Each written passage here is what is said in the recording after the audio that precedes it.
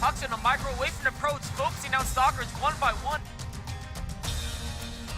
Bolt coming in from every single angle. There's a time warp, but look at this concave, this crescent moon.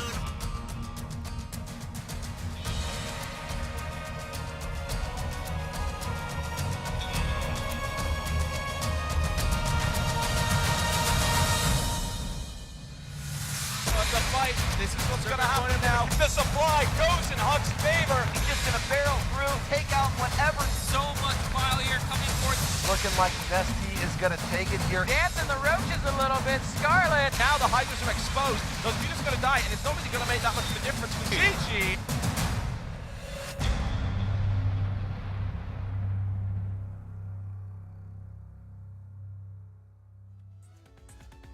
Ladies and gentlemen, hello from the MLG Studios here in New York City, and welcome back to our coverage of WCS America. Right now, we're watching the qualifier tournament to decide who's going to get those 8 spots in the Premier Division of America. Of course, I'm Axel Toss, joined by Axlab. We had a great day yesterday, I think. It was a lot of fun. I enjoyed it. And a lot of matches happened. Sure. Yeah, we had a lot of matches unfold. We did. We started with 512 players. Now, of course, the winner bracket is all played out. There's 56 players left in the loser bracket, so we definitely eliminated the majority of the competition yesterday. Now it gets down to those last few spots. Yeah, again, guys, just a reminder, we're going to be covering this tournament. We started yesterday, continuing today, and of course over the week. Of course, we have our 8 final players in the upper bracket: Alicia, Revival, Calm, STC, Top Crank, Oz Live. We're bringing you all those matches over the week, so make sure you tune in for those. Of course, today, as you said, we'll be continuing with the lower bracket play to find out who's going to get closer to getting one of those 8 spots in the Premier Division. That being said, our first match is going to be Jaedong versus Jon Snow. And they're in the lobby right now. I'm gonna ask if they're ready. Jon Snow, ooh. Jon I like Snow. that name. I know you're a Game of Thrones guy. I am, and also I like him because he plays in a lot of the community tournaments. I used to play against him, and I used to play against him in the play-ins, all the Zotac Cups. He's played in the game battle, daily tournaments. He really likes to put himself out there and get a lot of practice. Of course, I mean, realistically, he's not at the level of Jaedong. Sure. I mean, agree with that. He's a high master player, but we saw Mystery. I mean, Mystery's one of the higher GM players on NA. He took down Jaedong, so maybe Jon Snow can do it as well. You know, I was talking to Jon Snow in the lobby just a bit ago, and they actually have some similarities. Mystery and Jon Snow, they're both 16-year-old American Zerg players. Yes. So who knows? Maybe Jon Snow can pull off victory. But game 1's going to be on Daybreak. Let's go ahead and get on into this best of 3 to determine who's going to advance to the next round. Of course, we're in the loser bracket. And Jaedong has shown chinks in the armor, one might say. Of course, he was knocked down to the lower bracket by Quasar. I think Quasar is a Texan, actually. I swear I recognize that name. But Jaedong is going to be one of the favorites, at least before this tournament started, to get one of those 8 spots in the Premier Division of WCS America. He's your Red Zerg player in the top right-hand location from Evil Geniuses. Again, that's Jaedong. His opponent in the bottom left-hand location is the Blue Zerg player. He is American and 16 years old. He is Jon Snow. It's going to be a tricky map for Jon Snow. We saw, you know, the map that Jaedong lost to Mystery, of course, was with a lot of early aggression. And Daybreak's a little bit longer of a map, so it's a little bit harder to get that early aggression to really work for you. So I think Jon Snow's got to come up with a different tactic if he wants to take down Jaedong, at least on this specific map. ZVZ... Oh, sorry, go ahead. Oh, no, I was just say, someone's getting a pull, but then it's just normal pull. It's not. We've progressed to the point of the game where there's obviously no early pull. Sorry, go on. I mean, if we're talking about yesterday's matchup between Jaedong and Mystery, the way Mystery was able to break Jaedong, if no one remembers, I think the VODs might already be up on our YouTube channel, youtube.com/officialmlgse2. He went for, you know, heavy Ling Bailing attack right when Jaedong was trying to get those mutas up and running. So he hit that timing where, you know, Zerg player is probably going to be one of the most vulnerable times as a Zerg player. So I'm wondering if Jon Snow is going to go for some sort of timing involving Lings and Bailings, or if he's going to feel comfortable enough to go to the late game with Jaedong, and that would be a bold decision to make indeed. It really will be, especially if it goes to Muta versus Muta. Jaedong's Muta control is, of course, one of his most known skill sets from Brood War. StarCraft 2, it's not quite as micro-crazy. There's no Scourge Muta battles, of course. There's more giant packs of Mutas. But still, the ability to try to tell how many Mutas are in your opponent's flock is a skill set that really carries over from StarCraft 1 to StarCraft 2. And that's really instrumental because if you have more Mutas at a certain point in the time, but you don't realize it and you don't press your advantage, that advantage might go away over time. On the other hand, you know, if you think you got more but you really don't, and you go in for an engagement, that can go very, very poorly for you. It's such a precise little situation there because a lot of it depends on where on the map you are. Like, let's say you're engaging your opponent's side of the map.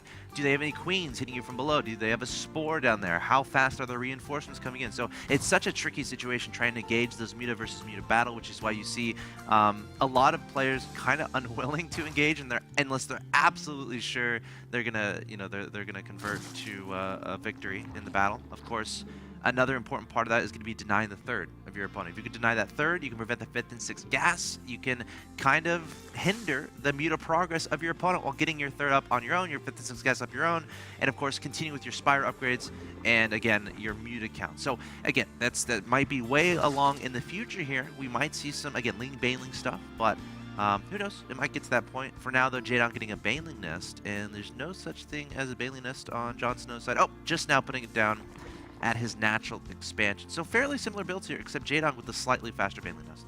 Exactly. Of course, the faster Baneling nest is actually, if you don't utilize it and you have some timing where you have Banelings and they don't, which I think with the time differences and the fact that Jaedong's getting drones, he won't. It's actually slightly worse, of course, just because that drone has less time where it's mining more time in the form of the Baneling nest. But Jaedong wanting to get that nest up to be safe, make sure it doesn't die to any early aggression. And also, he's getting a good scouting job done with these speedings, and you can tell Jon Snow isn't putting on pressure. You can see Jon Snow's Baneling nest timing, and so he knows he doesn't need that Spine Caller. So unlike Jon Snow, he's happy to drone up and just defend with basically nothing but information right now.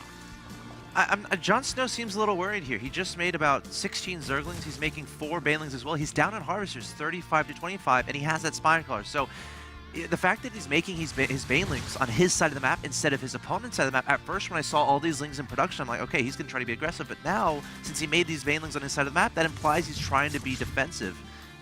So I feel like Jaedong might have come out on top of a mind game there. As Jaedong proceeds into Lair, he's halfway done. Jon Snow, meanwhile, he's the Evolution Chamber just now completing. No Lair even started yet.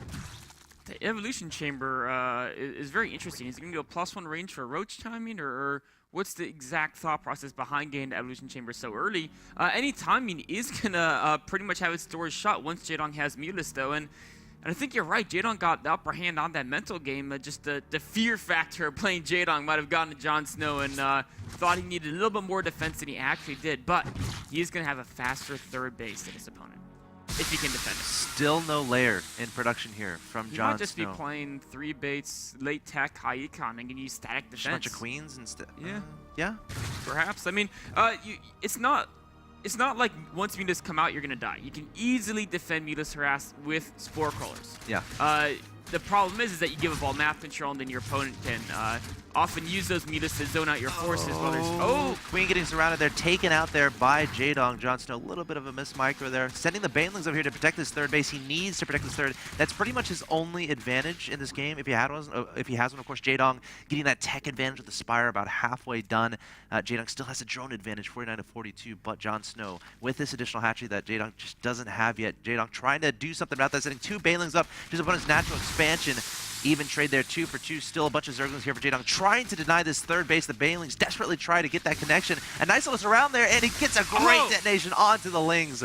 Great play there from Jon Snow. Yeah, great defense there. Of course, Jaedong's aggression, while it'd be nice if you kill the hatchery, one of the main purposes is to prevent Jon Snow from feeling comfortable to drone up that third base. The third base is only economic advantage if you can actually mine from it. So as long as Jaedong keeps applying pressure with his Zerglings, Jon Snow won't really be able to utilize the extra economy potential from that third base. Oh, Jon Snow has a lot of Banelings over here. at his third base, trying to keep that safe, but there are 7 mutas in production here from Jaedong. Jon Snow's lair just now halfway complete, sending some lings across the map, might try to deny his opponent's third base, but Jaedong looks prepared, pulling a spine crawler down to that third base. Has 2 banelings there, plenty of lings, but Jon Snow making a bunch of banelings of his own. He's definitely going to go on the offensive. Jaedong going to spot this right away, trying to deny those 2 banelings, getting a solid connection with one of them, but trying to track down the remaining lings with the other. And this is a lot of banelings heading toward that third base. Jon Snow desperately going to try to deny this third base, and I don't see how Jaedong is going to stop this. Oh, he's going to go straight to the natural. He's got the mutas. The mutas can take out those banelings very quickly. The banelings have to try to get connections before they're taken out. They're going for the drones. Jaedong pulls the drones, though, and I think he's going to escape with most of them. I don't see any more banelings. We just got a bunch of lings, so Jaedong doing a great job preventing that from being too big of a disaster, and these lings will eventually get cleaned up. Meanwhile, we have some aggression here from Jaedong at the third base of Jon Snow, but it looks like the Blue Zerg is going to be able to keep this hatchery up and running. Meanwhile, I think he's forfeited the fact that he's not going to go muta this game. You know, there's a lot of spores in production. Jaedong's way too pit far underway. ahead. Yeah, way too far ahead. So he's going to try to get infestors out and defend with queens and spores while continuing to try to counterattack with these +1 carapace lings across the field. But Jaedong doing a great job so far, preventing those lings from doing too much damage. Jaedong, of course, is keeping his mutas on defense, knowing his opponent has those spore crawlers. Also knowing that, you know, his opponent has that armor upgrade onto Zerglings. Zergling counterattacks can be very dangerous if they can't be one-shot by banelings. So Jaedong very, very smart with his mutas positioning. All right, we see Jaedong continuing to fly around the map, tracking down overlords, trying to spot the unit composition of his opponent. Has to be wondering, okay, where are your mutas? What are you up to? Can probably guess at this point, if he hasn't scouted already, that his opponent is in fact going for the infestation pit. No, he hasn't spotted that yet, but he might be able to guess. Yeah. We can tell because he's getting double evolution chamber upgrades. And Jaedong would never invest gas into those upgrades if it was a muta versus muta war, because then the muta count is really the most important factor. So the fact he's getting to burrow on those upgrades means he wants to make some type of transition to deal with infestors. I would really like to see him actually go straight to hive here. I think the mutas would have enough map control to buy him the time he needs to get there. Maybe he'd have to get some spines against a roach infestor timing or something like that. But it looks like he's going to get a roach warren. Losing 1 muta there, not going to lose a second. Spore crawler there, going to be enough to defend. But yeah, the roach run coming down here from Jaedong. So, you know, might try to follow this up with a lot of roach production to deal with, you know, if you can split those efficiently. Infestors aren't going to be too big of an issue. And of course, assisting against the lings is going to be a great asset as well. Meanwhile, the muta is continuing to fly around the map, and Jaedong has to be careful not to get snagged by one of those fungal growths from Jon Snow. Of course, this is kind of a reason in ZVZ we're not seeing a lot of infestors against mutas, is because the fungal is now a projectile, and it's a little bit harder to hit those mutas. So we'll have to see if Jon Snow can manage to snag these mutas from the air and try to pull the momentum of this game back into his direction. Yes, and the other tricky part is Jaedong has had map control for such a long time because he's getting faster fourth base, he's getting double upgrades, he's even going Swarmos, and he can do all this because of the Mutalist. And now, if he invested hardcore in a Mutalist, all of a sudden, you know, a perfect fungal growth chain might be able to take him out. But because he stopped at a small number, even if he loses those Mutalists at this point, they've almost already paid for themselves and just allowing him to get so far ahead into the mid-game. Yeah, because you're talking about you're forcing your opponent to stay on 3 bases for a good amount of time. You're forcing him to make a significant amount of static defense that not only costs money, but it costs drones too.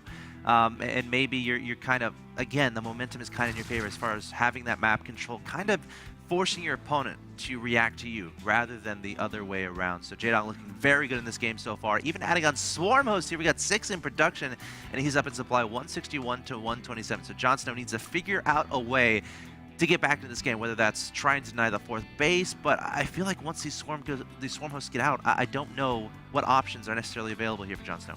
Yeah, I'm really curious to see how he's going to deal with them. I'm fairly confident Swarm hosts do very well against Roach Hydra Infestor, because of course the Roach Hydra Infestor, it doesn't have the DPS to really kill the Locusts that fast. And the Swarm Host can just back away, keep sending more and more Locust waves, and eventually grind that army down.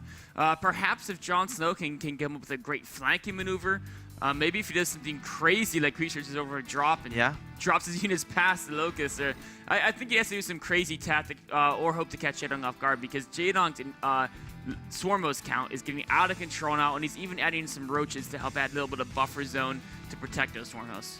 We'll see how Jon Snow reacts to this. I'm definitely interested. I don't know if he's spotted this yet, honestly. I don't think he has. It's very hard to know what your opponent is doing, especially when there's mutas patrolling around the map, making sure nothing's going on, nothing crazy's going on. But here come the Locusts. They're about to peek up this ramp, and now Jon Snow should know exactly what's going on. And now we're going to find out how he's going to deal with this. Going to be engaging with some Infestor, Fungal, nice a lot of fungal. Roaches and Hydras. But of course, it's Oh, it's he's three going to try to units. go out here. The Oh. Locusts are still there. He has And the Overseer He caught above. some Swarmos. If he can catch them with the fungal so they can't retreat, that could be the key thing Jon Snow needs to push forward. He's trapped some of them, but the Locust doing so much damage to his Roaches. He's going to break through, though, but I think most of the Swarmos escaped. Jon Snow also losing track of a couple very high energy Infestors that Jaedong was able to take down. Oh, it's limited to third base of Jon Snow. Yeah, we got a lean counterattack in that direction. Roaches and Hydras can be pulled back to try to deal with that. Resources lost is relatively even, 84.25 to 81.74. But again, Jaedong can be more willing to make those cost-inefficient trades because he has that fourth base. He has that extra economy and potential extra, Queen's extra injects, extra ability to produce a mass of units. So Jaedong's going to be happy with a trade like that. But Jon Snow not doing a terrible job there, truly taking care of the Swarm Host. I thought it could have gone a lot worse. It definitely could have. He was able to, I think, snag about 3 of those Swarm Hosts with Fungal Growth, preventing them from retreating, and that was really the key move there. But now there's more Locusts and Roaches against Roach, Hydra, and Fester. Jaedong doesn't really have the... Oh, there. The Locusts are on the top there with the flanking move, doing a lot of DPS. Jaedong swinging over across the bottom with some more Roaches. And Jon Snow's army starts to crumble, but now the Locust wave retreats. Jaedong backs up, but the next swarm of Locust is right here and ready to fight. That might prove the difference. The Overseers see everything that's going on, but Jon Snow just does not have enough firepower, going to be backing away. Infestors are definitely going to be vulnerable here. Jaedong not letting him leave, pursuing him across the map. Of course, the Roach is going to be able to catch up to those Infestors, but here comes a reinforcement from Jon Snow. Is that going to be enough? I'm not so sure, as another Locust wave should be coming fairly shortly, and Jaedong staying maxed throughout all of this. Jon Snow is at 135 supply. He's going to try to secure this fourth base, but Jaedong, again, he has that economic advantage. He's happy with all these trades. Locust fell asleep there, didn't really push in and get a couple kills, but like you said, Jaedong's perfectly happy where he's at. He's got a massive bankroll now, perfectly maxed. He's probably got a decent amount of larva built up as well. I'm a little bit surprised that he's not teching for a hive. At least it's for the upgrades. He has so much money now, but I think he wants to end it now with another Locust wave and Roaches. So many Roaches from Jaedong. Yeah, Jaedong just wanting to power through. At this point, there's not much Jon Snow can do. Jaedong can just keep rallying and rallying and rallying with Roaches. The only option Jon Snow might have to fend this off is getting like perfect fungal after perfect fungal, but look at the units tab.